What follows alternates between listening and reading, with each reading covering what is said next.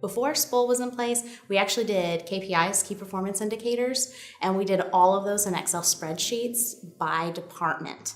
And so that took a lot of time, and especially because we really do like to tie our budgets with our planning. And that was done every January, February, and it typically took us probably through until June, and when it went to Board of Regents. Less of a manual process where we could actually run reports for all of our units instead of having to tie the Excel spreadsheets together to look at a holistic picture of what's happening at the institution. We definitely achieved being able to run reports so we can look at the institution as a whole. That is how we do our entire budgeting process. So everything goes in there from personnel salaries to M&O.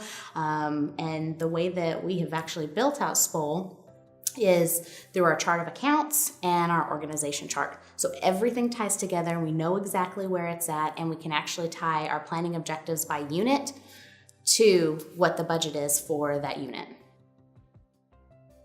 Probably being able to create our own reports. So if there are certain fields that we want in there, or if there are certain areas that we don't want in there, we can create our own reports, and that way we don't have to necessarily go with what's canned, but it's growing with us so that we can show our continuous improvement. I actually have recommended SPOL to others. I was at a conference just a couple weeks ago and spoke to several people about it when I presented on data.